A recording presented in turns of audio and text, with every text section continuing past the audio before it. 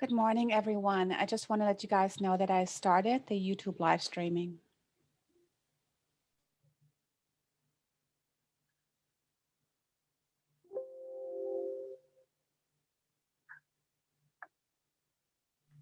Should we go ahead and get started or wait a few more minutes? Do we have a quorum or?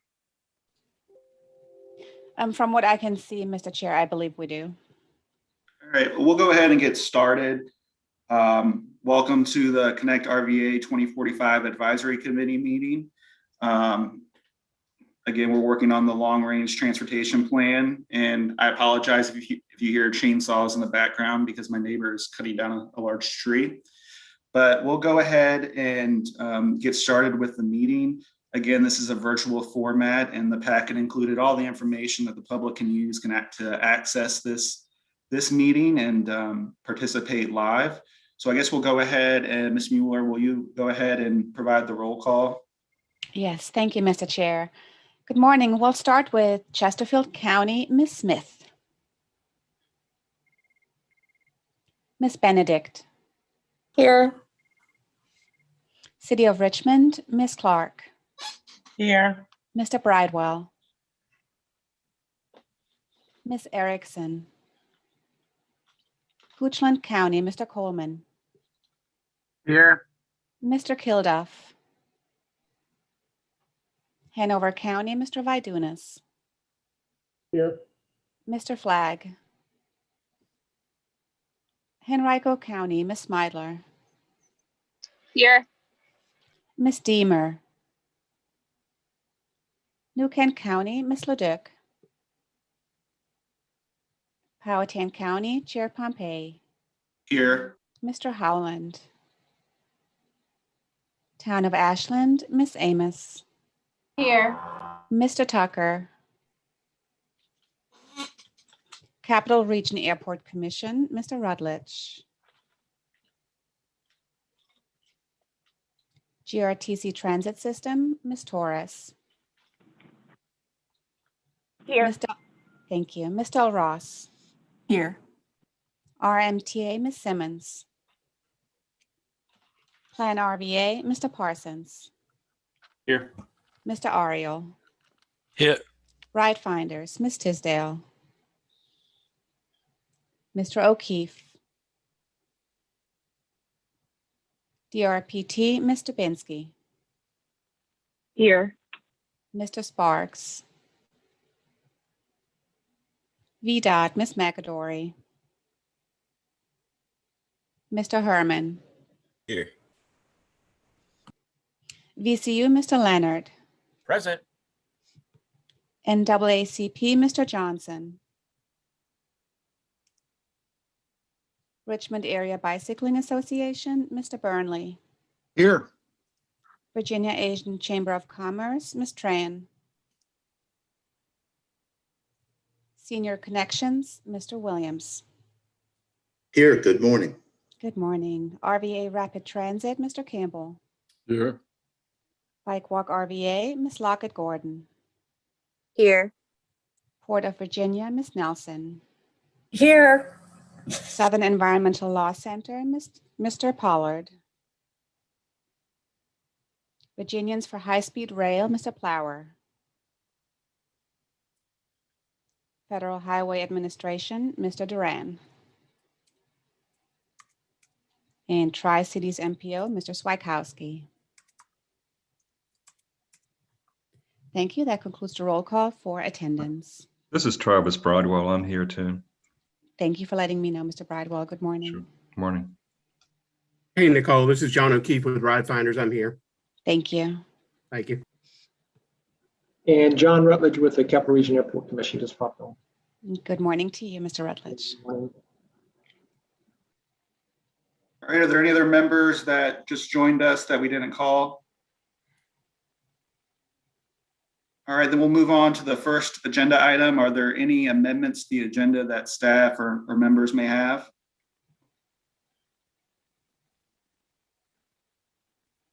Then we'll move on to agenda item number 2, approval of the meeting summary from our last meeting on January 28th. Are there any recommended changes or amendments to the meeting summary as presented in the packet?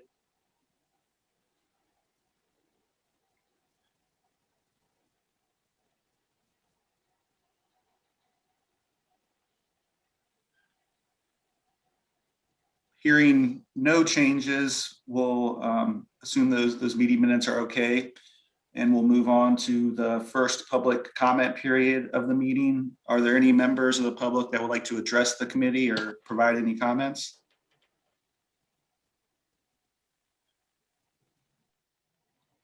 Mr. Chair, we did not receive any emails for public comment today for this meeting.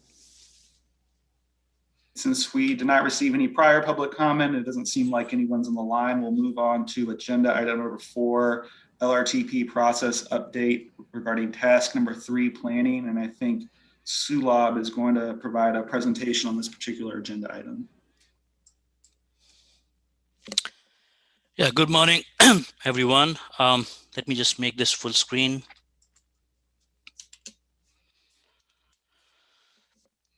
So, so far, this is the process flow for the LRTP, which all of you are familiar, I guess.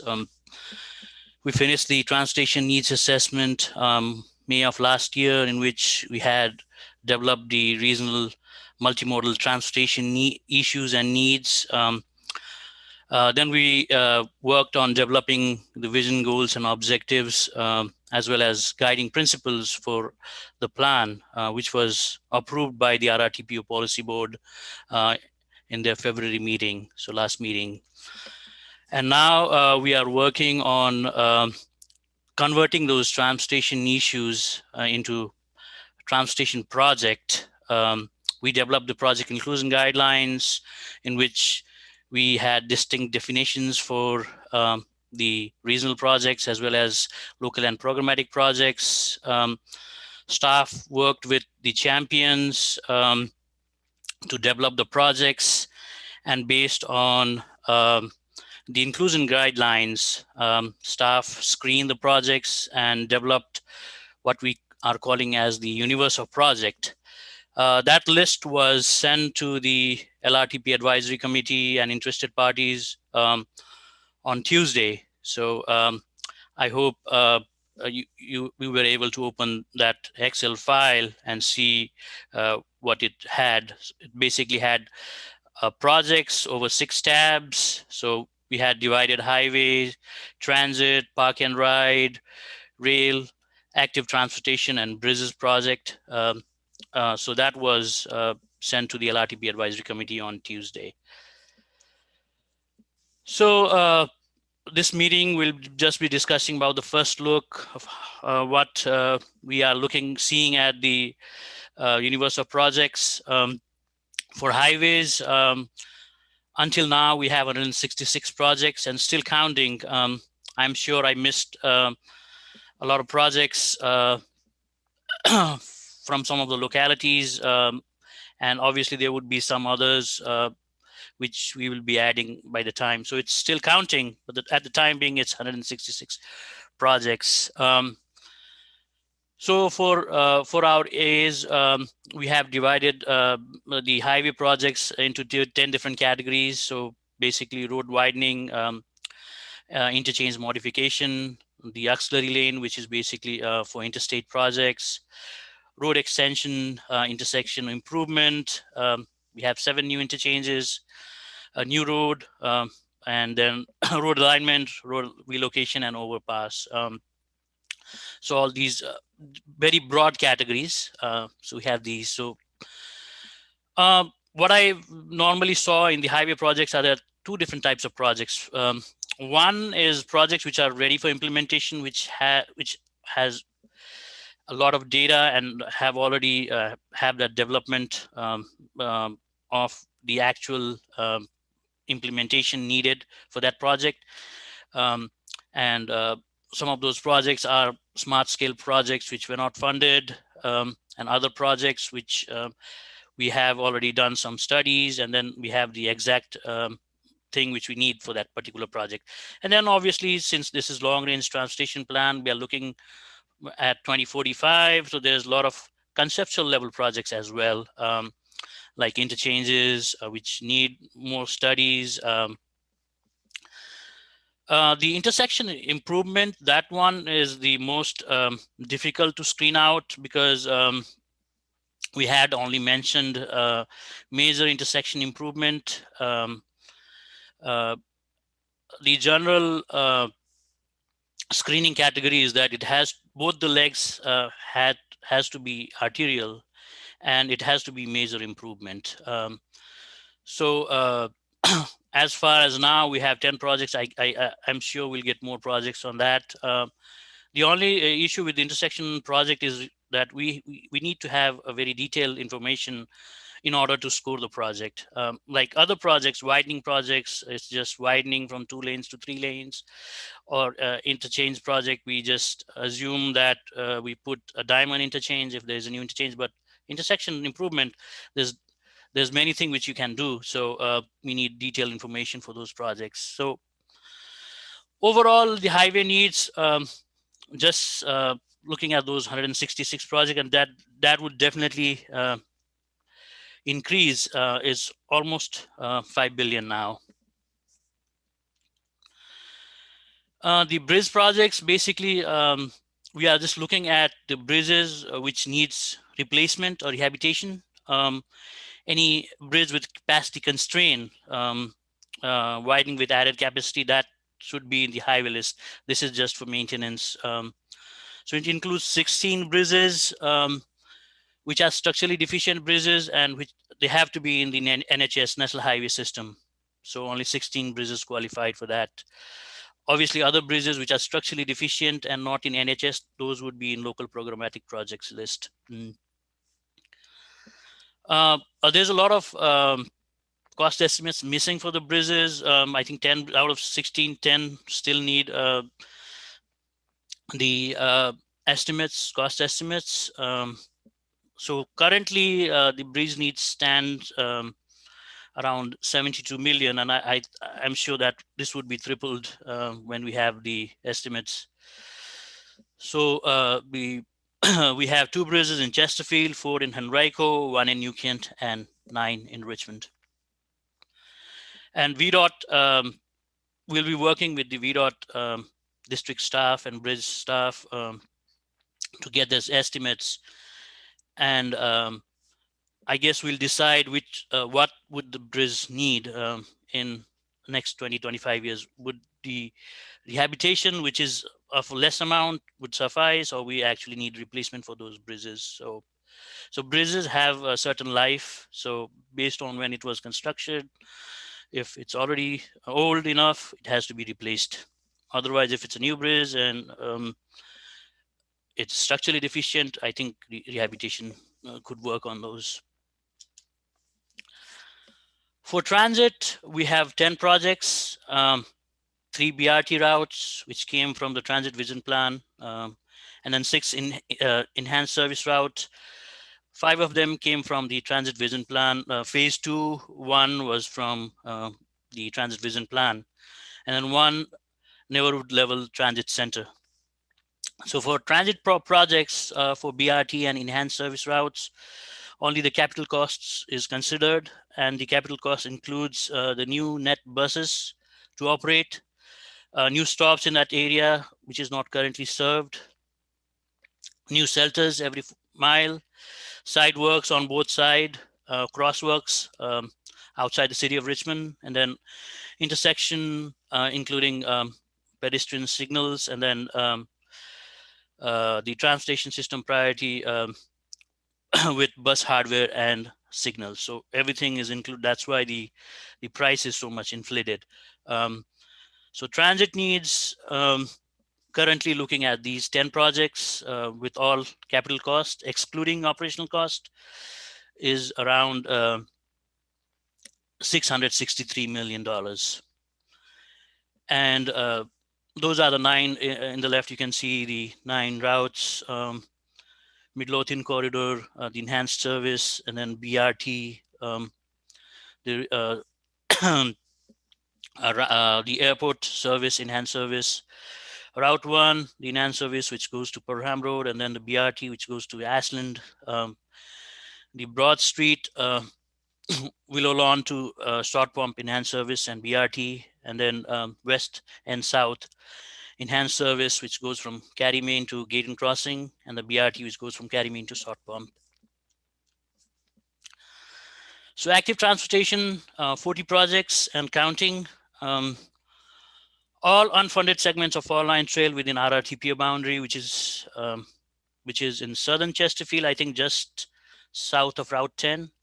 So anything south of that would be in Tri-Cities MPO. We also have a couple of Fall Lines Trail spurs, Virginia Capital Trail Spur in New Kent and Charles City, major connectors and multi-jurisdictional trails.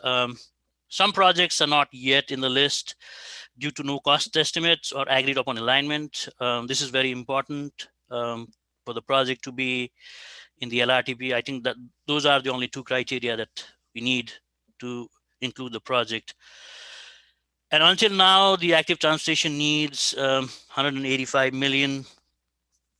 And now it's likely to increase from that for sure. Park and ride projects, 15 park and ride projects. Most of them came out from the Richmond Regional Park and Ride Study.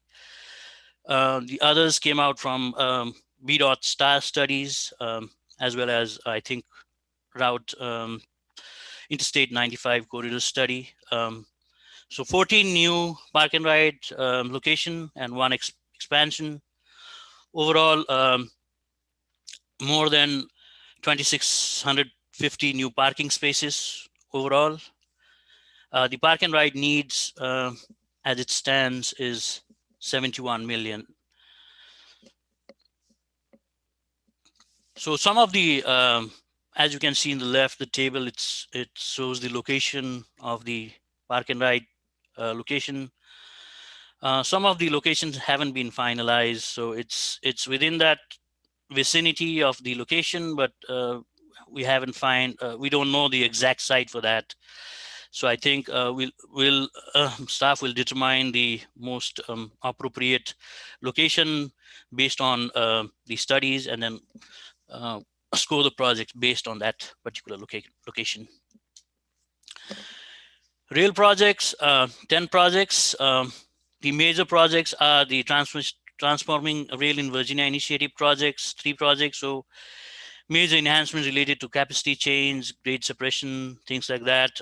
That's the bulk of the cost. And then a 4 industrial access project, which basically would add industrial access to the Allegheny Warehouse, Richmond International Airport area, and Mirrorville area, looking at both CXX and Northern Southern lines, likely to be funded by private funding, but still listed here.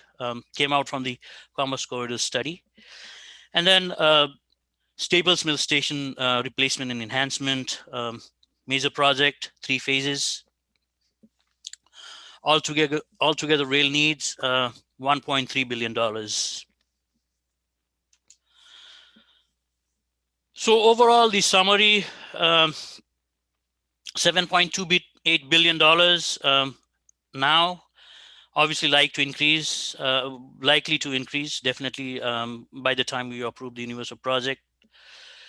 And in the left, we can see the overall transportation needs by project type. Highway is, I think, around a little bit less than 70%. Rail around 18%. Transit and park and ride, if we are joined together, would be around 10%, active transportation 2.5%, and bridge, obviously that number is likely to increase, but currently it's around 1%. So the next steps, staff would work out with the champions to add any projects which we missed out in the draft. I'm sure we have missed out a lot of projects. We will add those. And then removal of any project which have already secured funding. So if any project listed there in the universal project which has already secured funding, then that should be removed, because that would be automatically added to the constraint plan in the first phase, which is basically the projects in the six-year improvement plan. Also, removal of any projects which is not supported by any project champions. So we don't want any controversial project. We don't want projects which project champions do not support. So that's up to the project champions to let us know that they don't support those projects. Then we can remove those ones. We have some missing information, like the cost estimates. Some of the projects are still missing. And then we need some detailed information of some of the projects for those projects to get scored. So staff will work again with the champions and VDOT in filling up those information.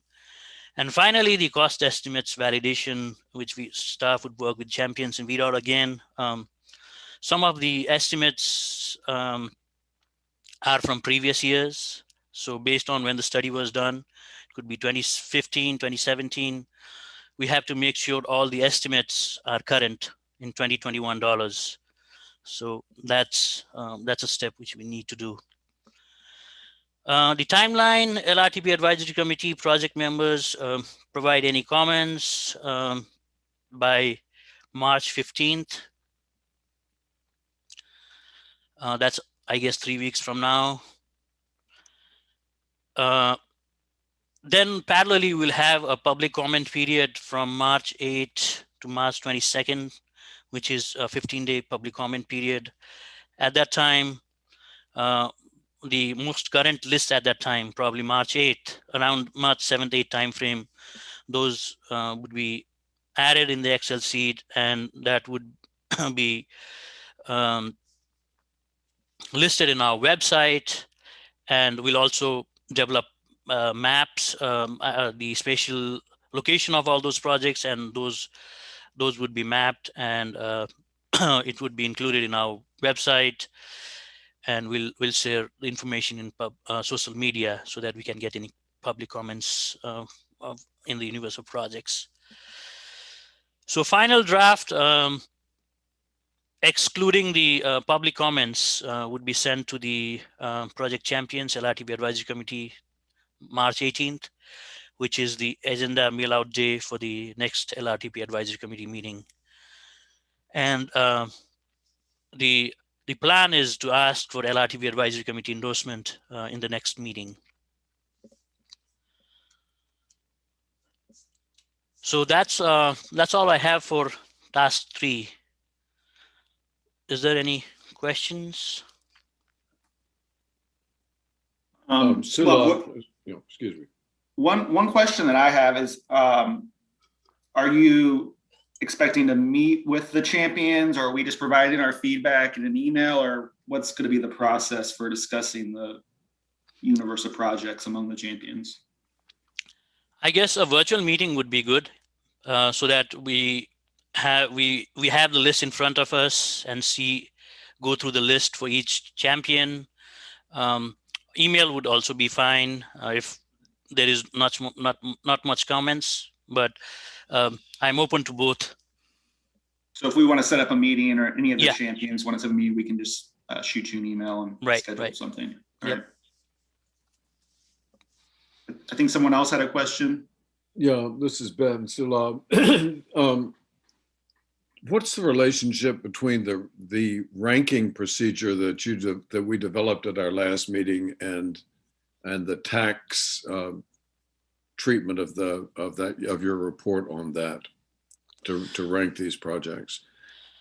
So that's the topic of discussion in task 4 programming. So Excellent. Okay, good. yeah. That's fine.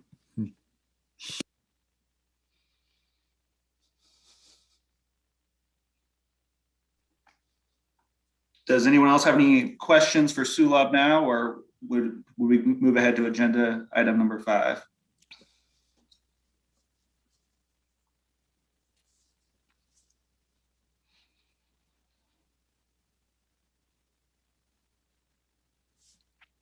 All right, I guess we can go ahead and move into task 4 programming.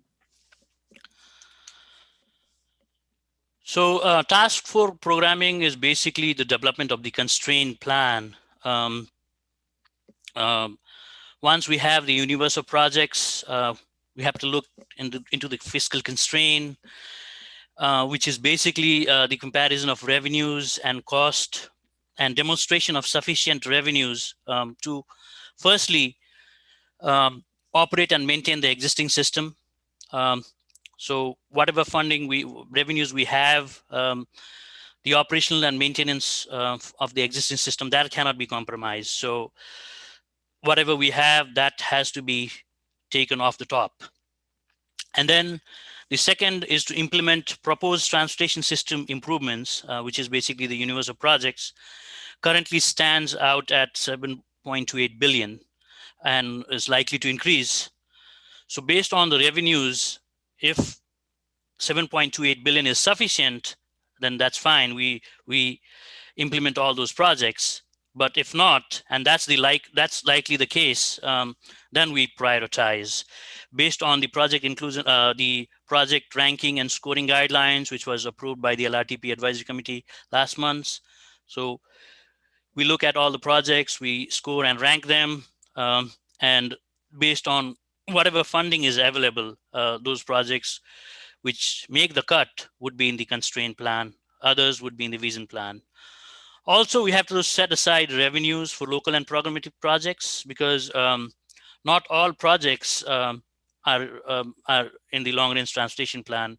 We have many important projects, really important for the localities as well, regional projects, which didn't qualify for the LRTP, but still needs to be programmed. So we have to set aside certain revenues for those local and programmatic projects as well. So basically, the revenue estimates we ask for is VDOT revenue estimates, which we just got last week, I think this week. Then DRPT, which also we have already got the estimates. This time, the CVTA, the regional funds, that would also be available to be used in the long-range transportation plan.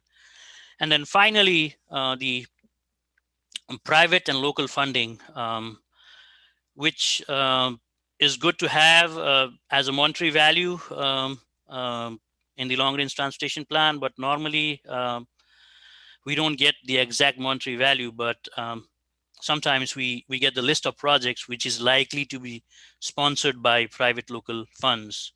So we just add that to the constraint list. So the figure in here that shows the federal state construction funding.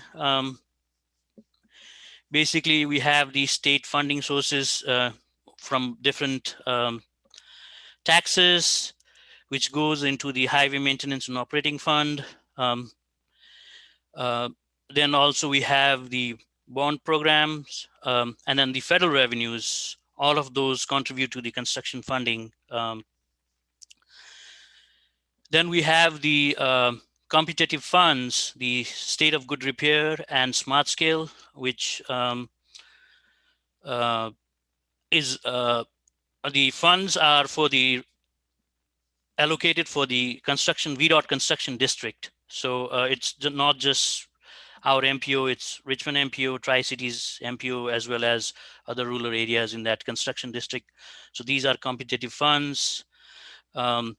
State of good repairs basically funds the bridge replacement and rehabilitation, as well as pavement improvements.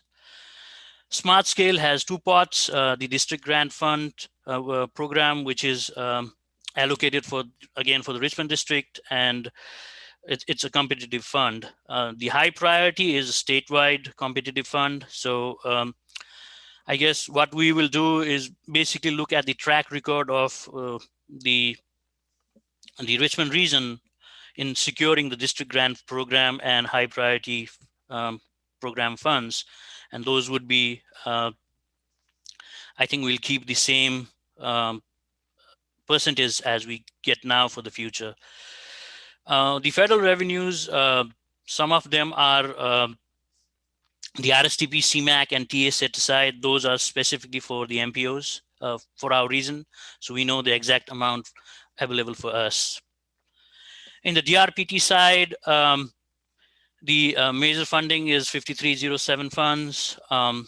And we have estimates for the operating and capital funds, which would be available for GRTC in next 20-25 years. So we just got those projections. Staff would be working on looking at these productions, and probably would have a more detailed discussion of the revenues and how it was derived in the next meeting. So basically, the next step is look at the revenue estimates through 2045 from VDOT and DRPT. We have to remove the maintenance off the top, and then calculate the actual revenue available, and then split it by 4 time bands. So the first time band would be the SIP year, which is 21-26, which is the current SIP. And then subsequent time bands would have 6 or 7 years. So we'll split the revenues available by those different time bands. Staff would develop recommendation for revenue split for regional and local programmatic projects. Once we have the actual revenue available for implementation of new projects, we have to have some assumptions to split the revenues between regional and local programmatic projects. So staff would develop some recommendation on that. Staff would also calculate the existing funding allocation by project type based on the actual SIP 21 to 26 SIP, the first time band, and develop different funding allocation scenarios for the next 3 time bands. So that, so let's say if we look at the current transit funding in the SIP, it might be, and I'm just making these numbers. So let's say it's 5-6%. So staff would develop funding allocation scenarios for the next time bands, maybe looking at increasing the transit funding or keeping it the same, and maybe some other scenarios as well, making it double, things like that. And obviously the LRTP advisory committee would recommend which scenario to use. Also, we need to determine the inflation factor for each time band. So the project cost for the later time band projects would definitely increase based on the inflation factor. So we establish inflation factor for each time band. So that would make things easy. Hey, Sulabh, I've got a question. It's a question I think we were discussing last time, and I know VDOT wasn't sure, but I'm not sure what you all need to do with it. I mean, a number of your projects that you're going to be scoring and such are I-95 or I-64 projects. And from a revenue standpoint, are you going to assume that if they get funded with the I-95 or I-64 funding, it's going to be kind of like a new project on top of the revenue forecast that I know we all just got from VDOT and you got from DRPT? Yeah, that's a tricky question. I think those funds would be established in future, but at this current time, we don't have the revenues for the I-95 and dedicated revenues for I-95 and I-64 projects. So I don't know, it's a matter of discussion. We have to discuss with VDOT to see how we can fund the interstate projects without those funding. Thanks. Yeah, I know we've got a little bit more of a time than you do. That's why I was asking, because I know that when you all were in the middle of smart scale trying to get that up and running and figure out what to do. You came up with a policy saying if a project that was listed as a project that you scored had new funding with Smart Scale later on, you'd call it a vision project, then you didn't have to amend the plan to do that. But I'm not sure how it will work with the Interstate program. Right. Like we'll have to consult with VDOT. But I'm Right, glad we that- finally got the revenue forecast. I was getting really concerned about you even getting it. Right. Yeah, Ron, that's a good question, and we have to think over it. I guess we will have to discuss with VDOT staff about that. But that's all we have for the programming this time. I guess we'll have a more robust presentation looking at the actual revenues, which we just received from VDOT and the RPT for the next time. Any questions related to task 4 programming?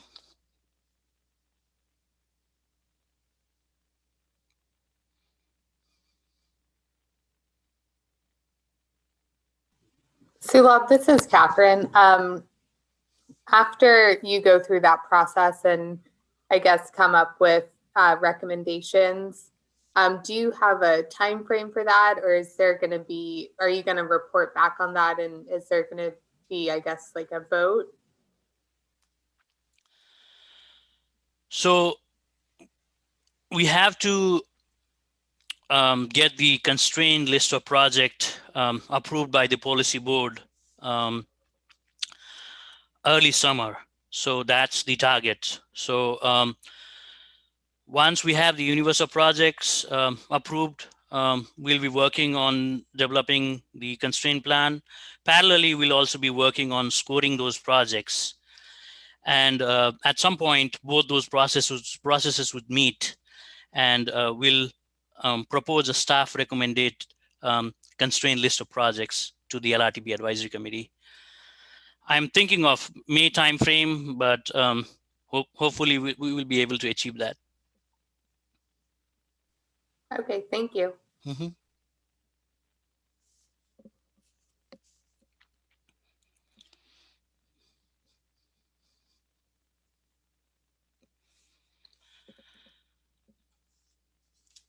So if we don't have any other questions, I can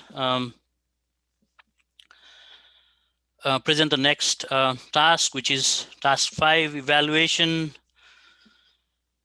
So this process of evaluation comes after the constraint project list or the constraint plan has been approved by the RRTPO policy board. So we basically, since this is the region's first performance-based plan, we would evaluate the various aspects of the plan once the constraint plan has been approved. So this task has a lot of subtasks within it. So the base year transportation performance report and target, which we have to report. And then we develop ConnectRVA performance measures, evaluation, the economic impact analysis, environmental justice analysis, accessibility analysis, the air quality conformity, and then the public participation evaluation. So I'll briefly discuss each of those.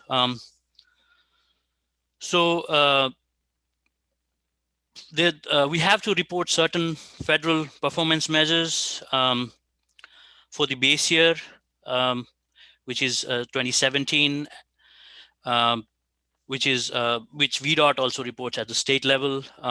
So this is already done. It's the actual existing condition in our region. So we have 3 major categories: the highway safety, bridge and pavement condition, and then system performance. We just need to include those in the plan. This has already been done. The second task is the ConnectRVA 2045 performance measure evaluation, which is basically evaluating the base year and the build scenario, no build and build scenario for 2045. So we can look at things like what are the total lane miles today and in no build condition, and also look at the congested lane mile now and in no build condition, and how the implementation of transportation projects improve those congested lane miles in our region. can look at the single occupation vehicle or high occupancy vehicle person trips for the reason, comparing the base, the no build, and again, the full implementation of the plan. Look at the VMT and VMT per capita, congestional operation savings of the LRTP based on the implementation of the plan, comparing it with the no built condition, what's going to be the savings. Safety savings, again, comparing the no built and built. Travel time improvements, again, comparing no built and built. Premium transit miles, basically meaning BRT miles, what we have in the base and what we would have in the future based on the approval of the constraint plan. Transit ridership and transit person trips as well. Percentage of population served by transit, and then active transportation dedicated mile, basically segregated bike lane or dedicated right of way. So just to make a comparison, how much we have invested in these different types of projects from the base year. The third one, which is new and it's still to be decided based on if we have enough time to do this or not, is basically the economic impact analysis of the long-range transportation plan, in which we look at the cumulative economic growth generated in the 2045 full implementation of the constraint plan or the build scenario due to the changes in productivity and competitiveness, which directly goes and are attributable to the implementation of the transportation projects and change in transportation conditions. So basically, we'll be asking question, how do transportation projects as a whole, the whole constraint plan, impact our regional economy? We'll quantify and monetize two main types of impact. One is direct impact for jobs, wages, and the output. The second one is supplier and wage impacts. Again, jobs, wages, and output. And then the total impacts is a summation of the first two. So this is still to be decided based on looking at what time would be available for staff to do this. We have the environmental justice analysis, which is a federal requirement of identifying and addressing the disproportionately high and adverse effect of the plan on the EZA population to achieve equitable distribution of benefits and burden. So for this, we first identify the EZA population in the region, and then we designate the environmental justice areas in our region. Then we perform a special analysis to see the number of projects which are partially or fully located within those areas or certain distance from those areas. And then we'll be calculating the total constraint plan spending in the EZA areas and non-EZA areas. And then finally comparing the per capita spending on EZA areas, non-EZA areas, and all areas. So if the spending on EZA areas and non-EZA areas is proportional, then it's fine, it's an equitable plan. If it's more, then obviously that would be environmental justice. If it's disproportional, then we don't have any penalties on that, but we have to have a discussion on how, why that happened and some of the mitigation efforts which we might consider in the future. So the then we have the accessibility assessment, basically just extending the per capita EZA spending and looking at the accessibility benefit and burden. So we'll basically look at, do a comparative assessment of the benefit and burdens across the spectrum of environmental justice and non-EZA population. This would include three scenarios: the base year of the plan, the no build 2045, and the full implementation of the projects in 2045, ConnectRVA 2045 plan.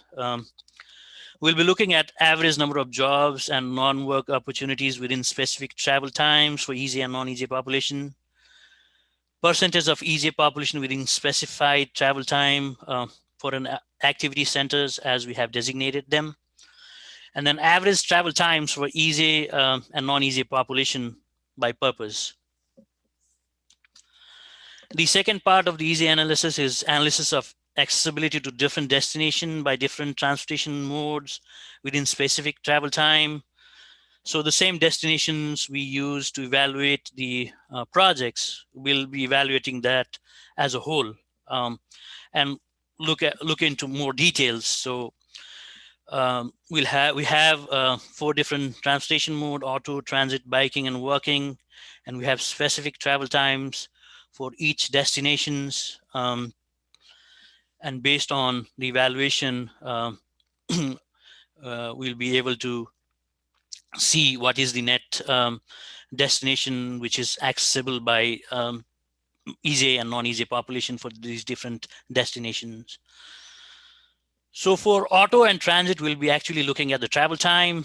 For biking and walking, the travel time would be converted based on the average biking and walking speed into miles so that it's easier for calculation. And for biking, we are considering 12 miles per hour, and for walking, 5 miles per hour. So based on, let's say, 30 minutes biking, looking at 12 miles per hour, that's going to be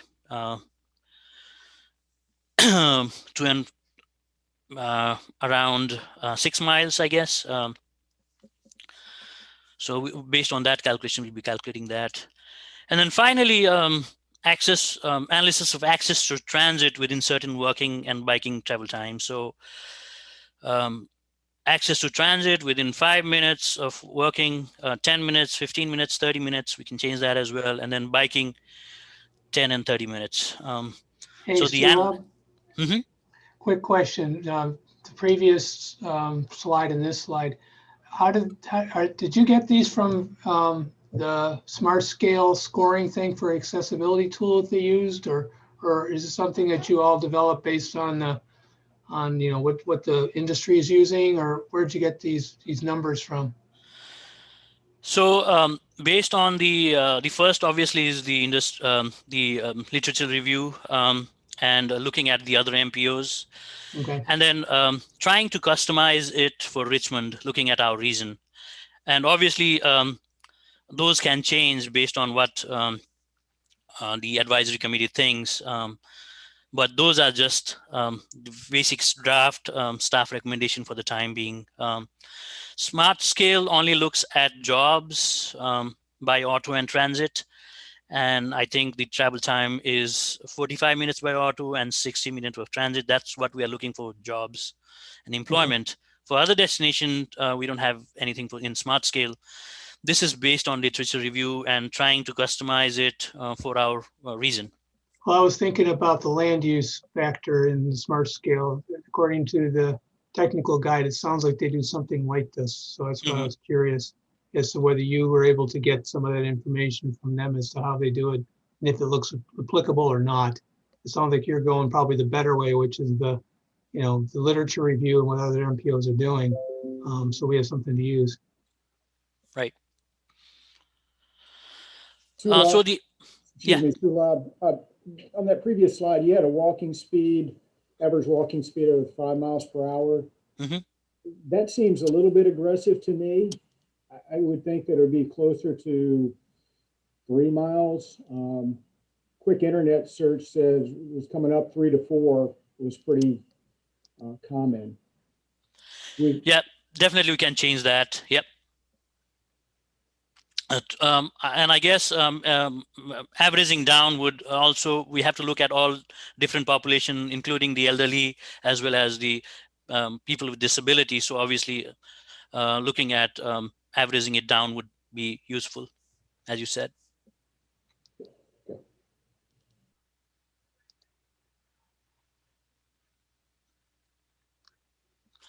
So yeah, the transit analysis would be done for total population, easy and non-easy population, also looking at households, total households, and then also zero car households, because those are the ones, those are the people who will be basically using transit.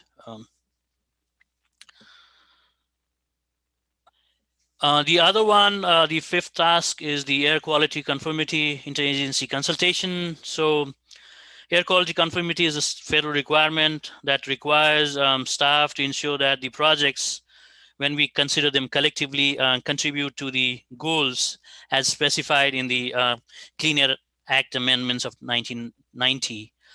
So this task would mainly be done by VDOT environmental staff. They will perform a series of tests using the EPA MOVES model, and then estimate air pollution levels from mobile sources over the course of the plan.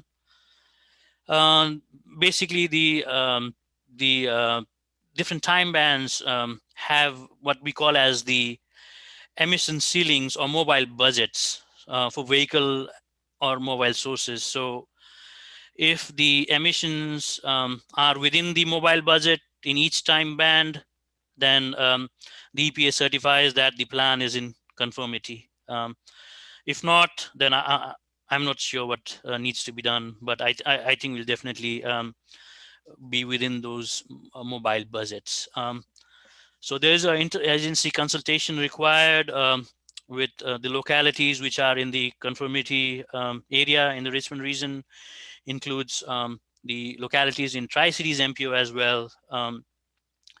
And this process also requires independent 30-day public review period. Again, this would be done once the constraint plan has been approved by the RRTPO board. And then finally, public participation evaluation. This is kind of self-evaluation which we have to do, looking at the overall public participation during the planning process, the 18-month process, which we plan to finish LRTP. So outreach efforts, including the phone calls, the emails, virtual and in-person outreach meetings, we can all document it or just put how many of those were done by us. Also demonstrate the different types of tools which we used, the different surveys which we have already done and which will be doing in the future, and the total number of respondents. Also, we can look at things like total comments received during the process, and then also look at how many social media posts were done and how many of those were shared by our partners. So it's basically self-evaluation. We can also look at compare it with the previous long-range transportation plan, but I think just looking at this plan would suffice the evaluation.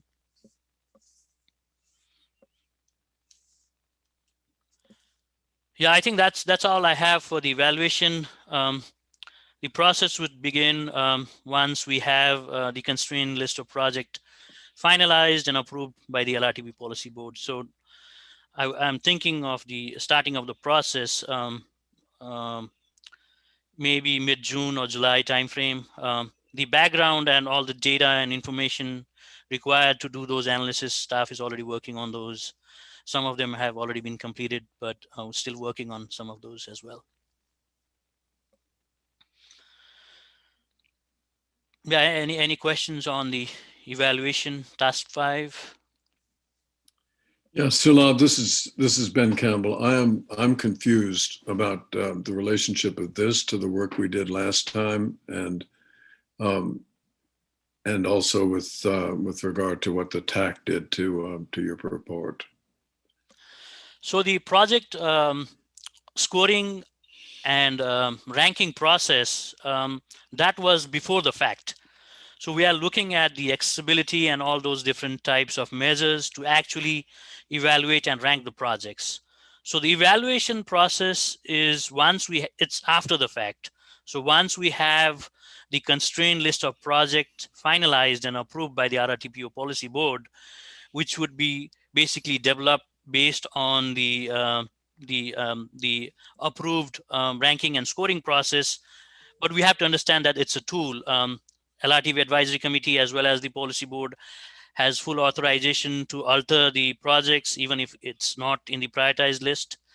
So once we have that prioritized constraint list finalized by the RRTPO board, then we do the evaluation. So it's after the fact.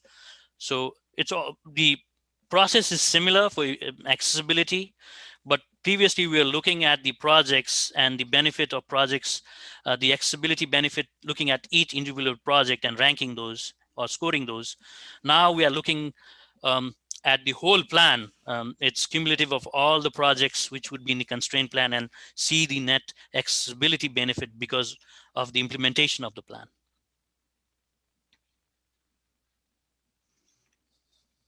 So Sulabh, what we did last time was evaluating individual projects, and what we talked about today is how we'll evaluate the plan as a whole. Is that?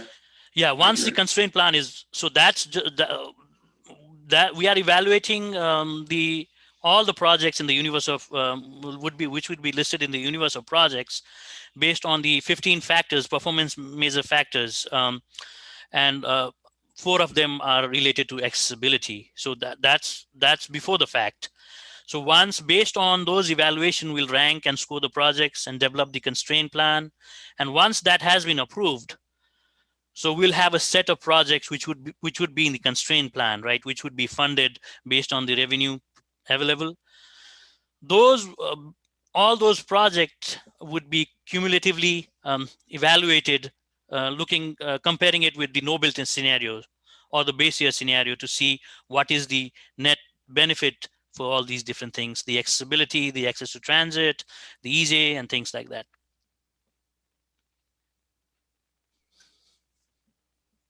Are there any other questions for Sulabh about this agenda item or anything else?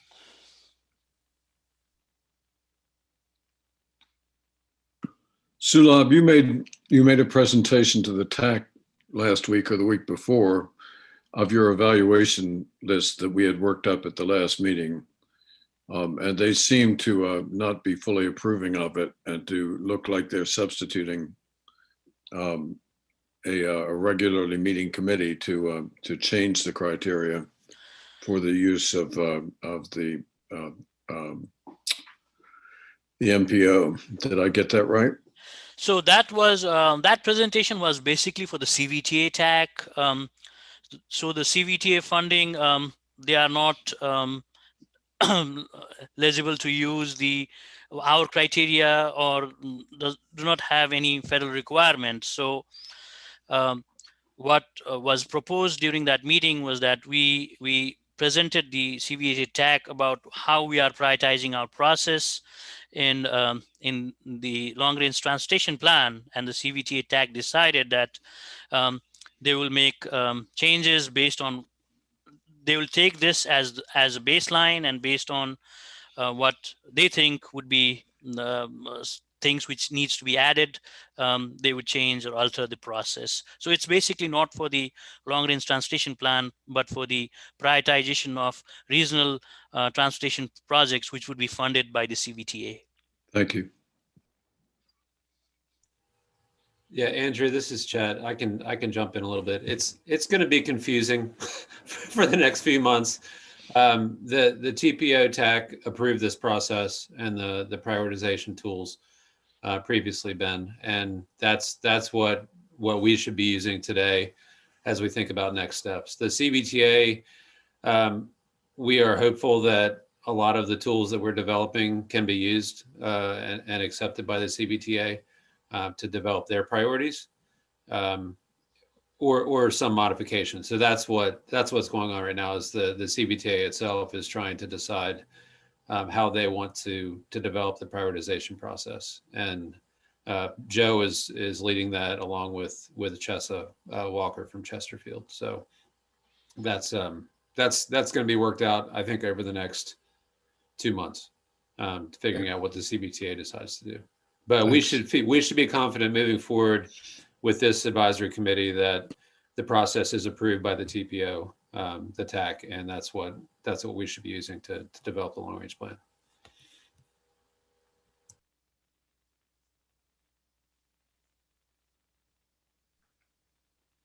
Any other questions or comments? I guess, Sulabh, in terms of homework for the committee, let me know if I'm saying this right. All the project champions need to review the universe of projects and their particular projects within their jurisdiction or authority, and then provide any comments, set up a meeting with you, or whatever kind of feedback they want to provide in the next couple of weeks. Is that accurate? Yeah, that's pretty much it. Yep. All right. One thing that I do want to do before we adjourn the meeting is I want to acknowledge Bill Steele. He was a member of this committee and he was a long-term member of our CTAC. He passed away over this past weekend from COVID complications. So I'd like to acknowledge his contributions, not only to this committee, but ConnectRVA and the CTAC as well, and take a moment of silence in his remembrance.